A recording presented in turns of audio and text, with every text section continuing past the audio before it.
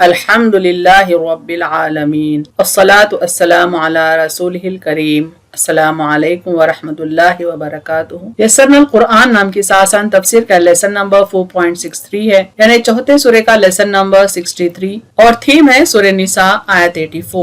अऊज़ु बिल्लाहि मिनश शैतानिर रजीम बिस्मिल्लाहिर रहमानिर रहीम फ़क़ातिल फ़ी सबीलिल्लाहि ला तुकल्लफ़ु इल्ला नफ़्सका व हर्रिज़िल मुमिनीन असल्लाहु अन यकुफ़्फ़ बअसल लज़ीना कफ़रू वल्लाहु अशद्दु बअसन व अशद्दु तंकीला। वर्ड बाई वर्ड ट्रांसलेशन देखें। फ़क़ातिल रूट वर्ड है काफ तालाम से, माने पस लड़े, सो फाइट। फी माने है में, इन। सबीली रूट वर्ड है सीन बालाम से, माने राह या रास्ता। द वे और कॉज। अल्लाह अलिफ लाम हा से माने अल्लाह अल्लाह। ला लाम अलिफ से माने नहीं, नॉट। मुकल्लफू काफ लाम फा से है माने मुकल्लफ, यानी आप जिम्मेदार हैं, यू आर रेस्पॉन्सिबल। इल्ला अलिफ लाम लाम अलिफ से माने सिवाय, मगर। एक्सेप्ट नफ्सका नून फा सीन से माने अपनी जात, योरसेल्फ। व हर्रिज़ी हा रा ज़ात से है माने और आमादा करे, एंड इनकरेज। अल मुमिनीन अलिफ मीम नून से है माने मोमिन, मोमिन की जमा मुमिनीन है, द बिलीवर्स। असा आइन सीन या से माने करीब है, परहैप्स। अल्लाहु अलिफ लाम हा से माने अल्लाह अल्लाह। अन अलिफ नून से माने के, विल। या कुफ़ा काफ फा फा से माने रोक दे, रेस्ट्रेन। बासा बा हमजा सीन से है माने जंग, सख्ती, माइट। अल्लज़ीना अलिफ लाम लाम जालिया से है माने जिन लोगों ने, दोज हु। कफरू काफ फा रा से है माने कुफ्र किया, डिसबिलीव्ड। वल्लाहु अलिफ लाम हा से माने और अल्लाह, एंड अल्लाह। अशद्दु शीन दाल दा से है माने सख्त तरीन, स्ट्रॉन्गर। बासा बा हमजा सीन से माने जंग, माइट। व अशद्दु शीन दाल दाल से है माने और शदीद तरीन, एंड स्ट्रॉन्गर। तंकीला नून काफ लाम से माने सजा, अजाब, punishment. Phrase by phrase translation Urdu में देखें। फ़क़ातिल बस आप सल्लल्लाहु अलैहि वसल्लम लड़ें, फी सबीलिल्लाहि अल्लाह की राह में, ला तुकल्लफू आप मुकल्लफ नहीं, इल्ला नफ्सका मगर अपनी जात के, व हर्रिज़िल मुमिनीन और मोमिनों को जिहाद की तरगीब दें। असल्लाहु करीब है अल्लाह, अन यकुफ़्फ़ा के रोक दे, बअसल लज़ीना कफ़रू काफिरों की जंग का जोर, वल्लाहु अशद्दु बअसन और अल्लाह की सख्ती शदीद तर है, व अशद्दु तंकीला और उसका अजाब भी शदीद तर है। कंप्लीट ट्रांसलेशन देखें। बस आप लड़ें अल्लाह की राह में, आप मुकल्लफ नहीं मगर अपनी जात के, और मोमिनों को जिहाद की तरगीब दें। करीब है अल्लाह के रोक दे काफिरों की जंग का जोर, और अल्लाह की सख्ती शदीद तर है और उसका अजाब भी शदीद तर है। Phrase by phrase translation English में देखें। फ़क़ातिल सो fight, fee सबीलिल्लाहि in the way of Allah, La तुकल्लफू you are not responsible, इल्ला नफ्सका एक्सेप्ट फॉर योरसेल्फ, व हर्रिज़िल मुमिनीन and encourage the believers. असल्लाहु perhaps Allah, on यकुफ़्फ़ा will restrain, बअसल लज़ीना कफ़रू the might of disbelievers, वल्लाहु अशद्दु बअसा and Allah is stronger in might, व अशद्दु तंकीला and stronger in punishment। Complete translation देखें। So fight in the way of Allah, you are not responsible except for yourself, and encourage the believers that perhaps Allah will restrain the might of disbelievers, and Allah is stronger in might and stronger in punishment। तफसीर आयत देखें। जैसा कि अल्लाह का फरमान है, बैठ रहने वालों से मुजाहिद अफजल है, यानी इस आयत में ये बताने की कोशिश हो रही है कि अल्लाह उसकी राह में जिहाद करने वालों को ज्यादा पसंद करता है बनिस्बत उन लोगों के जो घरों में बैठे रहते हैं। सूरह निसा की आयत है। अपनी जान और मालों से अल्लाह की राह में जिहाद करने वाले मोमिन और बगैर उज़र के बैठे रहने वाले मोमिन बराबर नहीं, यानी कंपैरेटिवली विदाउट एनी रीजन घर में बैठने वाले मुसलमान अल्लाह ताला को पसंद नहीं है। अल्लाह की राह में जद्दोजहद करने वाले अल्लाह को ज्यादा पसंद है। अपने मालों और अपनी जानों से जिहाद करने वालों को, बैठ रहने वालों पर अल्लाह ताला ने दर्जों में बहुत फजीलत दे रखी है। और यूं तो अल्लाह ताला ने हर एक को खूबी और अच्छाई का वादा दिया है, लेकिन मुजाहिदीन को बैठ रहने वालों पर बहुत बड़े अजर की फजीलत दे रखी है। यानी अल्लाह की राह में जिहाद करने वालों का दर्जा, उनकी फजीलत बहुत ज्यादा है उन मुसलमानों से سے جو گھروں میں بیٹھ رہتے ہیں۔ لہٰذا افضل کام کو اپنانے اور جہاد کو مضبوط رکھنے کے لیے رسول اکرم صلی اللہ علیہ وسلم کو حکم ہوتا ہے کہ آپ اپنے آپ کو چوکس و مستعد رکھ کر مسلمانوں کو ہر دم قتال کے لیے آمادہ و تیار رکھیں، چونکہ ہر طرف سے دشمنوں کے حملوں کا اندیشہ رہتا تھا۔ اس لیے اللہ تعالیٰ آپ صلی اللہ علیہ وسلم کو حکم دیتے ہیں کہ آپ اپنے آپ کو جہاد کے لیے تیار رکھیں، چوکس رہیں، مستعد رہیں اور ساتھ میں مسلمانوں کو قتال کے لیے آمادہ بھی کرتے رہیں، انہیں تیار بھی کرتے رہیں۔ سابقہ آیات میں مومنوں کو مخاطب کرتے ہوئے اللہ تعالیٰ نے یوں فرمایا تھا کہ اپنے بچاؤ کے لیے ہر وقت اسلحہ پکڑے رکھو اور جنگی حالات کے مطابق گوریلا جنگ کرو یا پورے کے پورے دشمن پر ٹوٹ پڑو۔ یعنی ہم پچھلی آیت میں دیکھ چکے ہیں کہ اللہ تعالیٰ چاہتا ہے کہ مسلمان ہمیشہ ہر وقت دشمنوں سے مقابلے کے لیے تیار رہے، اسلحہ اپنے ساتھ رہے۔ اگر جنگ کی ضرورت ہے تو چاہے تو فردن لڑیں، چاہے تو گروپ لڑیں یا چاہے تو پورے کے پورے دشمن پر ٹوٹ پڑیں۔ اور فرمایا کہ اللہ کی راہ میں تمہیں لڑنا چاہیے، چاہے کمزور ہو یا طاقتور، اور جو بھی رسول اکرم صلی اللہ علیہ وسلم کی اطاعت کرے گا حقیقتاً وہ اللہ تعالیٰ کا تابع فرما اور مطیع شمار ہوگا۔ یعنی اللہ تعالیٰ نے جو حکم دیا ہے آپ صلی اللہ علیہ وسلم کو جہاد کرنے کا، اور پھر آپ صلی اللہ علیہ وسلم جو ترغیب دے رہے ہیں مسلمانوں کو جہاد کی، اس ترغیب پر اگر مسلمان لبیک کہتے ہیں تو وہ اللہ تعالیٰ کے فرما بردار کہلائیں گے اور رسول صلی اللہ علیہ وسلم کے اطاعت گزار اور مطیع شمار ہوں گے۔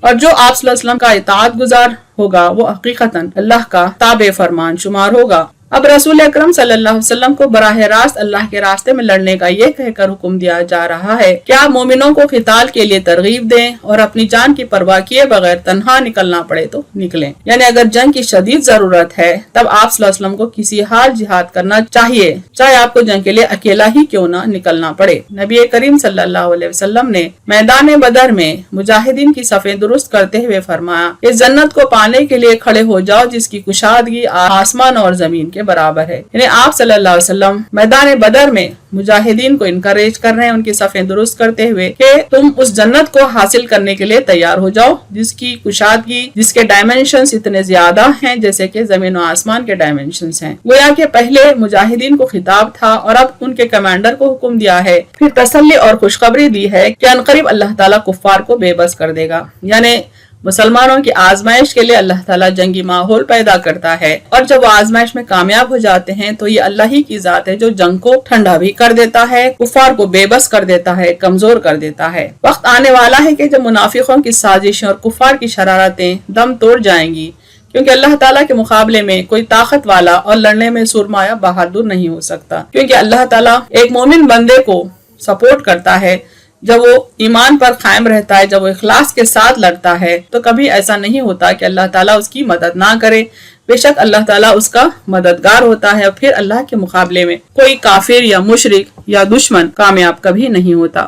دشمن کی جاری حد سے بچنے کے لیے بنیادی اصول ہے کہ قوم کو ہر دم چوکس، مستعد اور چاق و چوبند رہنے کے لیے قوم کے ذمہ دار اور فوج کے عہدیدار نمونے کے طور پر اپنے آپ کو مرنے ماننے کے لیے تیار رکھیں۔ یعنی امت کو غفلت سے جگانا ہے، انہیں دشمن کے مقابلے مستعد کرنا ہے، چاق و چوبند کرنا ہے۔ تو یہ ضروری ہے کہ قوم کا ذمہ دار، فوج کا عہدیدار پہلے خود اپنے آپ کو ایک ایگزامپل کے طور پہ، ایک نمونے کے طور پر امت کے سامنے پیش کرے، پھر اپنے آپ کو مرنے ماننے کے لیے وہ تیار رکھے۔ تب جا کر فوج اور قوم کے ایک ایک فرد میں دشمن کے خلاف صف آرا ہونے کا جذبہ اور ولولہ پیدا ہوتا ہے۔ یعنی تبھی امت جاگے گی غفلت سے، اپنے لیڈر کو دیکھے گی، اس کی بہادری اور شجاعت کو دیکھے گی، اور پھر اس کے نقش قدم پر چلنے کی کوشش کرے گی۔ آپ صلی اللہ علیہ وسلم نے ولولہ انگیز جذبات کا یوں اظہار فرمایا۔ حضرت ابو ہریرہ رضی اللہ عنہ بیان کرتے ہیں، میں نے نبی کریم صلی اللہ علیہ وسلم کو فرماتے ہوئے سنا، اس ذات کی قسم جس کے ہاتھ میں میری جان ہے، اگر یہ بات نہ ہوتی کہ مومنوں کو یہ بات اچھی نہیں لگتی کہ وہ مجھ سے پیچھے رہیں، اور میرے پاس اتنی سواریاں بھی نہیں کہ میں ان کو سوار کروں، تو میں کسی غزوے سے بھی پیچھے نہ رہتا۔ اس ذات کی قسم جس کے ہاتھ میں میری جان ہے، میں چاہتا ہوں کہ میں اللہ کے راستے میں شہید کر دیا جاؤں، پھر زندہ کیا جاؤں، پھر شہید کیا جاؤں، پھر زندہ کیا جاؤں، پھر شہید کر دیا جاؤں، پھر زندہ کر دیا جاؤں، پھر شہید ہو جاؤں۔ یعنی آپ صلی اللہ علیہ وسلم فرماتے ہیں کہ اللہ کی راہ میں شہید ہو جانا ایک مومن بندے کا اللہ کو اتنا زیادہ پسند ہے کہ آپ صلی اللہ علیہ وسلم آرزو کرتے ہیں کہ اللہ تعالیٰ آپ کو شہید کرے، پھر زندہ کرے، پھر شہید کرے، پھر زندہ کرے، اس طرح سے تاکہ وہ اللہ کے محبوب بندے بن جائیں، اللہ کی چاہت بے شمار آپ صلی اللہ علیہ وسلم کے ساتھ ہو جائے۔ حضرت ابو ہریرہ رضی اللہ عنہ بیان کرتے ہیں نبی صلی اللہ علیہ وسلم نے فرمایا جو شخص اللہ کے راستے میں زخمی ہو جاتا ہے اور یہ اللہ جانتا ہے کہ حقیقتاً کون اس کے راستے میں زخمی ہوا تو وہ زخمی قیامت کے دن اس حال میں آئے گا کہ اس کے زخم سے خون بہ رہا ہوگا، اس کا رنگ خون جیسا ہوگا مگر اس کی خوشبو کستوری کی طرح ہوگی۔ یعنی جو بندہ اللہ کی راہ میں شہید ہو گیا اور زخموں سے چور شہید ہو گیا، حشر کے دن وہ ایسی حالت میں آئے گا کہ اس کے خون سے مشک جیسی خوشبو مہکتی ہوگی۔ حضرت ابو ہریرہ رضی اللہ عنہ بیان کرتے ہیں کہ رسول مکرم صلی اللہ علیہ وسلم نے فرمایا جس نے نہ تو جہاد کیا اور نہ ہی دل میں جہاد کا خیال لایا تو وہ منافقت کی ایک قسم پر فوت ہوا۔ یعنی آپ صلی اللہ علیہ وسلم ایسے شخص کو منافق قرار دیتے ہیں جس نے نہ تو کبھی جہاد کیا اور نہ ہی کبھی اس کو جہاد کا خیال آیا۔ یہ مسلمان نہیں ہو سکتا بلکہ منافق ہے۔ صحیح بخاری میں ہے جو اللہ پر اور اس کے رسول پر ایمان لائے، صلات قائم کرے یعنی نماز قائم کرے، زکوٰۃ دیتا رہے، رمضان کے روزے رکھے، اللہ پر اس کا حق ہے کہ وہ اسے جنت میں داخل کرے، اللہ کی راہ میں ہجرت کی ہو یا جہاں پیدا ہوا ہے وہیں ٹھہرا رہا ہو۔ لوگوں نے کہا نبی کریم صلی اللہ علیہ وسلم کیا لوگوں کو اس کی خوشخبری ہم نہ دے دیں؟ آپ صلی اللہ علیہ وسلم نے فرمایا سنو جنت میں 100 درجے ہیں جن میں سے ایک درجے میں اس قدر بلندی ہے جتنی زمین و آسمان میں، اور یہ درجے اللہ نے ان کے لیے تیار کیے ہیں جو اس کی راہ میں جہاد کریں۔ پس جب تم اللہ سے جنت مانگو تو جنت الفردوس طلب کرو، وہ بہترین جنت ہے اور سب سے اعلیٰ ہے، اس کے اوپر رحمان کا عرش ہے اور اسی سے جنت کی سب نہریں جاری ہوتی ہیں۔ یعنی اللہ تعالیٰ نے جو جنت کے درجات بنائے ہیں ان میں سب سے بلند ترین درجے اللہ تعالیٰ نے شہداء کے لیے رکھے ہیں، ان لوگوں کے لیے جو اللہ کی راہ میں جہاد کرتے ہیں، اور بلند ترین درجہ جنت کا جو ہے وہ جنت الفردوس کہلاتا ہے۔ تو آپ صلی اللہ علیہ وسلم نے مومن بندوں سے کہا کہ جبھی بھی تم جنت کے لیے دعا کرو ضرور جنت الفردوس کے لیے دعا کرو۔ جہاد کی ترغیب قرآن کے کئی آیات میں آئی ہے، ہم ان میں سے چند آیات یہاں پر فوکس کرتے ہیں۔ سورہ انفال کی آیت ہے فَإِمَّا تَسْخَفَنَّهُمْ فِي الْحَرْبِ فَشَرِّدْ بِهِمْ مَنْ خَلْفَهُمْ لَعَلَّهُمْ يَذَّكَّرُونَ۔ اگر کبھی آپ انہیں لڑائی میں پائیں تو انہیں ایسی سزا دیں کہ ان کے پیچھے دیکھ کر بھاگ جائیں تاکہ انہیں عبرت ہو۔ یعنی جہاد کرو تو بہت ہی سختی سے لڑائی کرو کہ جنگ میں جو آگے آگے آئیں وہ اس قدر سزا پائیں کہ ان کے پیچھے جو ٹھہرے ہیں وہ بھی خوف سے فرار ہو جائیں۔ وَجَاهِدُوا فِي اللَّهِ حَقَّ جِهَادِهِ، اور اللہ کی راہ میں جہاد کرو جیسا کہ جہاد کرنے کا حق ہے۔ وَقَاتِلُوهُمْ حَتَّى لَا تَكُونَ فِتْنَةٌ وَيَكُونَ الدِّينُ لِلَّهِ فَإِنِ انْتَهَوْا فَلَا عُدْوَانَ إِلَّا عَلَى الظَّالِمِينَ، اور ان سے لڑو یہاں تک کہ فساد باقی نہ رہے اور اللہ کا دین قائم ہو جائے، پھر اگر وہ باز آ جائیں تو سوائے ظالموں کے کسی پر سختی جائز نہیں۔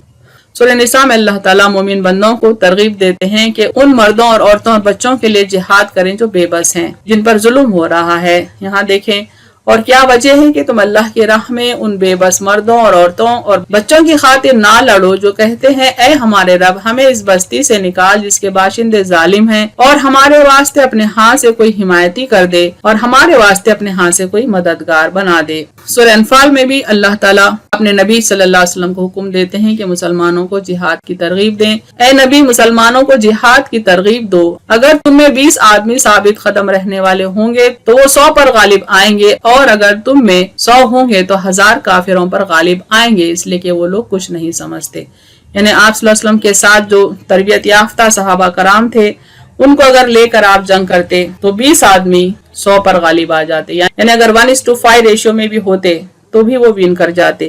لیکن وقت کے ساتھ ساتھ کافی لوگ مسلمان ہوئے اور نئے نئے مسلمان چونکہ آپ صلی اللہ علیہ وسلم کے ساتھ مسلمانوں کی صف میں شامل ہو چکے تھے، اس لیے بعد میں مسلمانوں کی طاقت تھوڑی کمزور ہو گئی۔ یہاں دیکھیں ان کے سلسلے میں حکم ہے اب اللہ نے تم سے بوجھ ہلکا کر دیا اور معلوم کر لیا کہ تم میں کس قدر کمزوری ہے، پس اگر تم 100 ثابت قدم رہنے والے ہوں گے تو 200 پر غالب آئیں گے، یعنی 1:2 ریشو میں مسلمان کامیاب ہوں گے، اور اگر 1000 ہوں گے تو اللہ کے حکم سے 2000 پر غالب آئیں گے، اور اللہ صبر کرنے والوں کے ساتھ ہے۔ آخر میں اللہ تعالیٰ ارشاد فرماتے ہیں آیت کے اسی حصے میں کہ جب آپ جہاد کے لیے تیار ہو جائیں گے، مسلمان آپ کی تعلیم سے جہاد پر آمادہ ہو جائیں گے تو پھر اللہ کی مدد شامل حال ہوگی۔ اللہ تعالیٰ کفر کی کمر توڑ دے گا، کفار کی ہمت پست کر دے گا، ان کے حوصلے ٹوٹ جائیں گے، پھر کیا مجال کہ وہ تمہارے مقابلے میں آئیں۔ اسی بات کو اللہ تعالیٰ اس انداز میں بیان کرتے ہیں عَسَى اللَّهُ أَن يَكُفَّ بَأْسَ الَّذِينَ كَفَرُوا، قریب ہے اللہ کے روک دے کافروں کی جنگ کا زور۔ اللہ تعالیٰ سے زیادہ جنگی قوت رکھنے والا اور اس سے زیادہ سخت سزا دینے والا کوئی نہیں۔ وہ قادر ہے کہ دنیا میں بھی انہیں مغلوب کرے اور یہی انہیں عذاب بھی دے، اسی طرح آخرت میں بھی اسی کو قدرت حاصل ہے۔ واللہ اشد باسا و اشد تنکیلا، اور اللہ کی سختی شدید تر ہے اور اس کا عذاب بھی شدید تر ہے، جیسے اور آیت میں ہے وَلَوْ يَشَاءُ اللَّهُ لَانْتَصَرَ مِنْهُمْ وَلَكِنْ لِيَبْلُوَ بَعْضَكُمْ بِبَعْضٍ، اگر اللہ چاہے ان سے از خود بدلہ لے لے، لیکن وہ ان کو اور تمہیں آزما رہا ہے۔ یعنی جتنے جنگی حالات پیدا ہوتے ہیں، جہاں جہاں جہاد کی ضرورت محسوس ہوتی ہے، دراصل وہ تمام حالات اللہ تعالیٰ مسلمان بندوں کی آزمائش کے لیے پیدا کر دیتا ہے، اور کفار اور مشرکین کو بھی یہ سمجھانے کے لیے حالات پیدا کرتا ہے کہ حق پر وہ نہیں بلکہ مسلمان ہیں۔ اہم نکات دیکھیں اس آیت کے۔ اللہ تعالیٰ اپنے نبی صلی اللہ علیہ وسلم کو اللہ کی راہ میں جہاد کا حکم دیتے ہیں، فرماتے ہیں کہ انسان صرف اس کے عمل کا مکلف ہے، یعنی جواب دہ ہے۔ آپ صلی اللہ علیہ وسلم جواب دہ ہے یعنی ریسپانسیبل ہے۔ آپ صلی اللہ علیہ وسلم کو یہ بھی حکم ہے کہ آپ مسلمانوں کو جہاد کی ترغیب دیں، یعنی آج بھی مسلمانوں کے سربراہ کو لوگوں کو جہاد پر آمادہ کرنا چاہیے۔ یعنی آپ صلی اللہ علیہ وسلم کے دور میں آپ کے اوپر ذمہ داری تھی مسلمانوں کو جہاد کی ترغیب دیں، آج مسلمانوں کے سربراہ کو، ان کے لیڈر کو یہ حکم ہے کہ مسلمانوں کو جہاد پر آمادہ کریں۔ مسلمان مر مٹنے کے لیے تیار ہو جائیں تو اللہ کافروں کا زور توڑ ڈالے گا۔ یعنی آزمائش ہے مسلمان کے لیے کہ وہ اللہ کی راہ میں اپنی جان دیتا ہے یا نہیں۔ جو وہ جان دینے کے لیے راضی ہو جاتا ہے، اپنا مال دینے کے لیے راضی ہو جاتا ہے، اور حقیقتاً جب دینے لگتا ہے تو پھر اللہ تعالیٰ کافروں کا زور توڑ دیتے ہیں، انہیں بے بس اور کمزور کر دیتے ہیں۔